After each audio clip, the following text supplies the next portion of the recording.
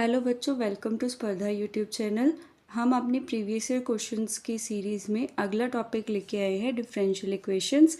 ठीक है, अगर आप यहाँ पे पहली बार आए हैं तो ये आपकी जो है 4th वीडियो रहेगी इस सीरीज़ की, जिस पे हम CBSE बोर्ड के क्लास 12 के क्वेश्चन पेपर 6551 कोड का सेट ए डिस्कस कर रहे हैं। टॉपिक वाइज एनालिसिस की ये 4th वीडियो है। इससे पहले हमने लिमिट्स एंड कॉन्टिन्यूटी, और सेकंड नंबर पे मैट्रिसेस एंड डिटर्मिनेंट्स, और तीसरे नंबर पे इंटीग्रल्स, ये 3 टॉपिक के क्वेश्चन एनालिसिस हम कर चुके हैं। और आज हम बात करेंगे डिफरेंशियल इक्वेशंस की। चलिए बिना देर किए शुरू करते हैं। और अगर आपने अभी तक पिछली वीडियोस नहीं देखी हैं तो जाके उसमें से आप अपने क्वेश्चंस को रिवाइज कर सकते हैं। ठीक है जी। और हम इस वीडियो में MCQs और डिफरेंशियल इक्वेशन से रिलेटेड जितने भी क्वेश्चन इस पेपर में आए थे, तो 2025 का ये क्वेश्चन पेपर है। ठीक है जी, जो आपका एग्ज़ाम हुआ था बच्चे 8/3/2025 को। ठीक है, वो क्वेश्चन पेपर हम यहाँ पे डिस्कस कर रहे हैं। ठीक है जी। अब चलिए आगे बात करते हैं MCQs क्वेश्चन की। MCQs में 1 मार्क के क्वेश्चन देख लेते हैं कौन से उस पेपर में डिफरेंशियल इक्वेशंस के ऊपर बेस्ड आए थे। ठीक है, पहला क्वेश्चन है बच्चे आपका क्वेश्चन नंबर 14 है ये क्वेश्चन पेपर का। इसकी जो नंबरिंग है वो आपकी जो क्वेश्चन पेपर की नंबरिंग है वही यहाँ पे लिखी गई है ताकि आपको ढूंढने में आसानी रहे। ठीक है जी। तो पहला क्वेश्चन है बच्चे, the integrating factor of the differential equation this. ये आपके पास डिफरेंशियल इक्वेशन दी गई है और आपने क्या करना है, इसका इंटीग्रेटिंग फैक्टर निकालना है। ठीक है, तो ये मेरे पास डिफरेंशियल इक्वेशन है और ये ऑप्शंस है। अब देखते हैं इसमें से कौन सा ऑप्शन करेक्ट है।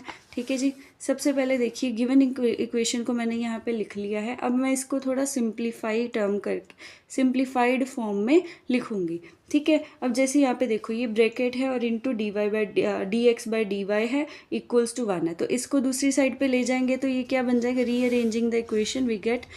ठीक है, यहाँ इसको दूसरी साइड पे लेके गई हूँ तो ये बन गया dy/dx इज इक्वल्स टू ये पूरा का पूरा टर्म एज इट इज। ठीक है, अब देखो बच्चे मैं इसको कन्वर्ट किस में कर रही हूँ, dy/dx plus P Y is equals to Q की टर्म में। डिफरेंशियल इक्वेशन के चैप्टर में आप ये पढ़ के आए हो। ठीक है, कि हम इक्वेशन को या तो dy/dx की टर्म में लेते हैं या dx/dy की। तो यहाँ पे मेरी जो इक्वेशन है वो dy/dx की टर्म में बन रही है, तो उस अकॉर्डिंगली ये आगे लिखा जाएगा। और p क्या होगा यहाँ पे आपका फंक्शन ऑफ x, और q भी क्या होगा आपका फंक्शन ऑफ x। ठीक है, अब यहाँ पे देखो इसको देखिए y यहाँ पे ढूंढना मुझे चाहिए पी वाई मतलब y इसका कोफिशिएंट होगा p का, तो y किस टर्म में है इन दोनों में, इसमें, तो इसको इस साइड पे लेके आएंगे तो ये बन जाएगा +1/√x इंटू वाई। ठीक है, इज इक्वल्स टू ये पूरी की पूरी टर्म, और ये पूरी टर्म क्या है आपकी, क्या होगी, q होगी, और q क्या होगा आपका फंक्शन ऑफ x ओनली। इसमें कौन से होंगे, x वेरिएबल यूज़ किए गए होंगे। अब p का कोफिशिएंट क्या है, सॉरी p की वैल्यू क्या है यहाँ पे, ये है 1/√x, तो यही हमारा p होगा, क्योंकि y का कोफिशिएंट ये आपका देखो इक्वेशन में देखो y का जो कोफिशिएंट होता है वही आपका p होता है, तो ये हमारा p है। तो इंटीग्रेटिंग फैक्टर बेसिकली हमें यहाँ पे निकालना है। तो इंटीग्रेटिंग फैक्टर के लिए आपको क्या करना पड़ेगा, इस p का आपको करना पड़ेगा इंटीग्रेशन। ठीक है, इंटीग्रेशन फाइंड करने के तो आप इंटीग्रेटिंग फैक्टर कैसे आएगा, e की पावर में इंटीग्रल ऑफ p dx। अब p की वैल्यू क्या है 1/√x, और आपको पता है कि √x का 1/√x का जो इंटीग्रल है वो क्या होता है 2√x। तो ये आपका आ जाएगा integrating factor of this given differential equation. तो आंसर रहेगा आपका ऑप्शन नंबर सी।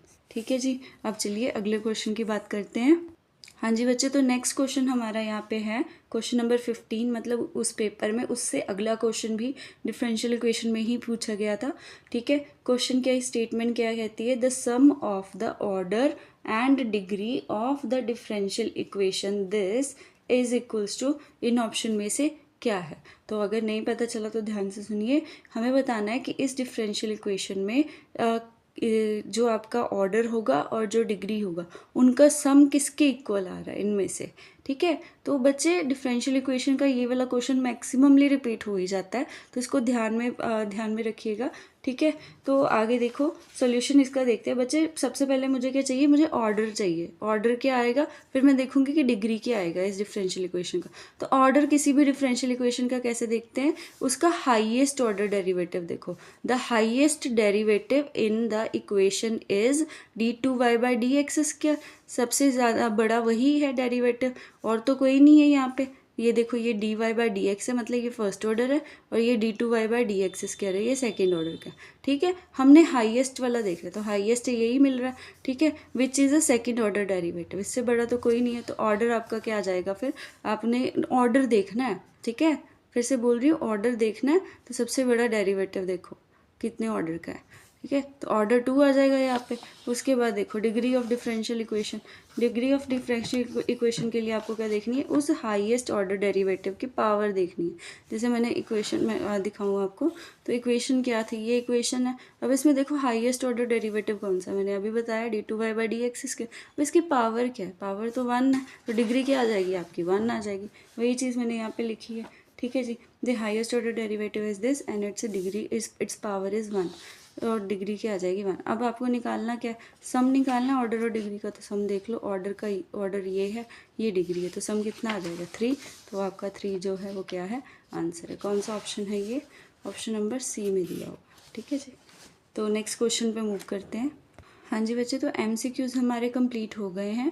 नेक्स्ट हम चलते हैं सेक्शन सी में। एक क्वेश्चन आया है डिफरेंशियल इक्वेशन का 3 मार्क्स का, क्वेश्चन नंबर 28 है, और इसमें साथ में कोई भी चॉइस नहीं आई थी। तो ये एक कंपल्सरी क्वेश्चन था जिसको आपको करना ही था। ठीक है, तो इसमें क्या है, find the particular solution of the differential equation.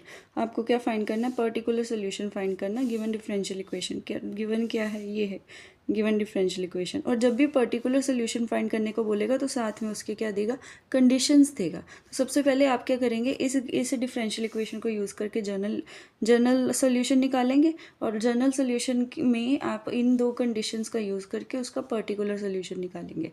ठीक है जी, तो आइए सॉल्व करना शुरू करते हैं। सबसे पहले तो रीराइट करेंगे द गिवन इक्वेशन। ठीक है, अब गिवन इक्वेशन क्या है, x sin square y/x minus y dx plus x dy is equals to 0। इसको सिंप्लीफाई करने के लिए इसको या तो dy/dx में चेंज कर लो या dx/dy में चेंज कर लो। अब यहाँ पे मेरा ये dy/dx में चेंज हो रही है इजीली। ठीक है, तो यहाँ पे क्या कर लेते हैं हम, ये देखिए इसमें से divided both sides by dx से डिवाइड करेंगे तो यहाँ पे ये ब्रैकेट है। ठीक है, यहाँ पे dx/dx 1 हो जाएगा। ठीक है, तो ये आपका जो है सिंपल ऐसे ही आ जाएगा, और यहाँ पे क्या आ जाएगा dy/dx, और ये 0 बाय समथिंग है 0, तो ये आ जाएगी आपकी इक्वेशन। उसके बाद देखो अब मुझे क्या चाहिए, मुझे dy/dx के साथ यूनिट उसका कोफिशिएंट जो है वो यूनिट एलिमेंट चाहिए। तो उसको करने के लिए dividing whole equation by x से डिवाइड कर लेंगे, तो यहाँ पे क्या बन जाएगा 1 बन जाएगा, फिर x/x इज़ 1। ठीक है, तो यहाँ पे जहाँ पे x मतलब जहाँ पे x नहीं है वहाँ पे डिवीजन में आ जाएगा, तो यहाँ पे y/x आ गया। यहाँ पे था तो जब डिवाइड किया तो x से x कैंसिल हो गया, तो यहाँ पे साइन स्क्वायर y/x। तो ये आपकी सिंप्लीफाइड फॉर्म। अब dy/dx के टर्म में लिखना है, तो dy/dx के टर्म में जब लिखेंगे तो ये दूसरी साइड पे, ये भी दूसरी साइड, इसका नेगेटिव है तो साइन पॉजिटिव आ जाएगा, और इसका पॉजिटिव साइन है तो ये नेगेटिव आ जाएगा। इसको स्टार इक्वेशन लेट कर लेंगे। इसके बाद देखिए अब क्या करेंगे सॉल्व करने के लिए बच्चे, जब भी ये y/x के टर्म में आपको दिखे वेरिएबल्स, तो आप उसको सब्सटीट्यूट कर लो। सबसे पहले तो हम इसको ले लेंगे v is equals to y/x। तो y को कैसे लिख सकते हैं, v इंटू एक्स। ठीक है, अब मुझे जब सब्सटीट्यूशन होगी तो मुझे y/x के साथ साथ dy/dx की भी सब्सटीट्यूशन करनी पड़ेगी। ठीक है, तो इसके लिए क्या करेंगे बच्चे, इसका डिफ्रेंशिएट निकालेंगे। डिफ्रेंशिएट करेंगे विद रिस्पेक्ट टू x, तो ये बन जाएगा dy/dx, y बन गया dy/dx, और इस पर लगाएंगे u इंटू वी का formula, that is product rule. तो first function into derivative of second, तो v into derivative of x is 1 plus second function as it is first function का डेरिवेटिव, तो dv/dx ये आ गया। तो dy/dx की value क्या बनी, v प्लस एक्स dv/dx। ठीक है, अब इसके बाद देखो क्या करेंगे बच्चे, इस dy/dx की वैल्यू को और ये जो हमने y/x इक्वल्स टू v लिया, इसको सब्सटीट्यूट कर देंगे किसमें, स्टार इक्वेशन में, इसमें सब्सटीट्यूट कर देंगे। तो ये dy/dx की वैल्यू यहाँ से आएगी और y/x की वैल्यू यहाँ से आएगी। तो हमें क्या मिलेगा, ये देखो dy बाई डी एक्स की जगह पे हमने ये रख दिया, ठीक है, is equals to v minus, यहाँ पे y बाई एक्स था, ये देखो ये था ना y बाई एक्स, तो यहाँ पे क्या आ गया, अब v आ गया, minus sine square, minus sine square y by x की जगह पे क्या आ जाएगा, v आ जाएगा। तो ये आ गई नई इक्वेशन, ठीक है। अब जब सॉल्व करेंगे जनरल सोल्यूशन निकालेंगे तो इस इक्वेशन का निकालेंगे। नाउ सिंप्लीफाइंग वी गेट, अब सिंप्लीफाई कर दो, अब dy बाई डी एक्स के टर्म में ये देखो, ये इधर पॉजिटिव v है, इधर भी पॉजिटिव v है, तो ये दोनों कैंसिल हो जाएंगे, ठीक है। जब कैंसिल हो जाएंगे तो क्या बचेगा, x D V by D X is equals to minus sine square v, ठीक है जी। हाँ जी, तो अब हमने सिंप्लीफाई कर लिया है इक्वेशन को, तो ये हमारी इक्वेशन आ गई। अब मुझे निकालना क्या है, बेसिकली मुझे पहले जनरल सोल्यूशन निकालना है, तो सेपरेशन ऑफ वेरिएबल की यहाँ पे अप्लाई करेंगे रूल, ठीक है। तो यहाँ पे देखो ये डी है और ये डी एक्स है, तो एक एक्स वेरिएबल में आपको मिल रहा है, एक वी वेरिएबल में मिल रहा है, तो वी वाले एक साइड पे, डी एक्स वाले एक साइड पे, तो वी वाले यहीं पे रखेंगे, तो डी वी इंटू, ठीक है। अब ये साइन स्क्वायर वे है तो इधर आ जाएगा डिवाइड में, तो ये बन जाएगा D we upon sine square we is equals to, ये माइनस है माइनस, अब ये ऊपर डी एक्स इधर चला जाएगा, तो ये बन जाएगा माइनस डी एक्स, और डिवाइड में क्या आ जाएगा, एक्स आ जाएगा, तो ये आ गया minus D x by x. तो ये सेपरेशन ऑफ वेरिएबल्स कर दी। अब इंटीग्रेट करेंगे दोनों साइड्स को, तो ये क्या आ जाएगा, D we upon sine square we is equals to minus बाहर integral of d x upon x, ठीक है। अब 1 अपॉन साइन स्क्वायर वी को लिख सकते हैं cosecant square v d v, ठीक है, is equals to minus integral of 1 upon x d x. अब मुझे पता है cosecant square v d v का इंटीग्रेशन किसके इक्वल होता है, माइनस कॉट वी के, और इधर integral of 1 by x is minus log of mod x plus C. अब ये नेगेटिव है, ये भी नेगेटिव है, दोनों कैंसिल हो जाएंगे, और कांस्टेंट में इसको एडजस्ट कर देंगे, तो नया कांस्टेंट क्या आ जाएगा, C1 आ जाएगा।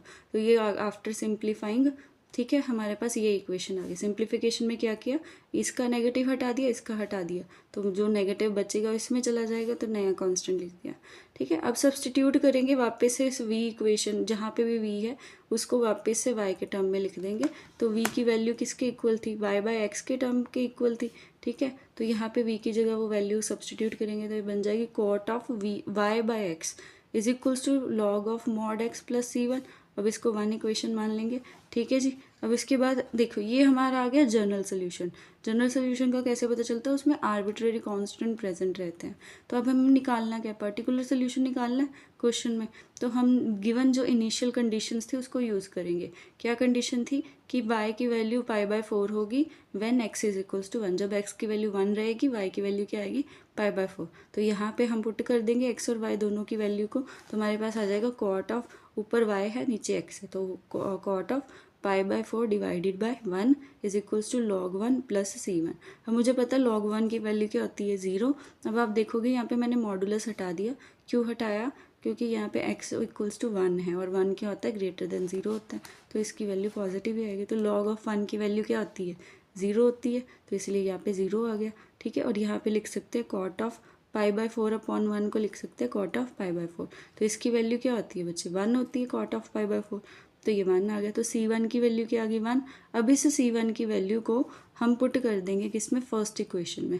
तो जब इसमें पुट करेंगे तो हमारी जो इक्वेशन बन जाएगी, 1 इक्वेशन क्या बन जाएगी, cot of y by x is equals to log of mod of x plus 1। तो ये हमारा क्या आ गया, पर्टिकुलर सोल्यूशन आ गया बच्चे, ये क्या आ गया, पर्टिकुलर सोल्यूशन, कि हमें एक कांस्टेंट, जो कांस्टेंट है उसकी एग्जैक्ट वैल्यू मिल गई है इसमें, तो ये क्या है हमारा पर्टिकुलर सोल्यूशन। वही हमें क्या करना था, यहाँ पे निकालना था।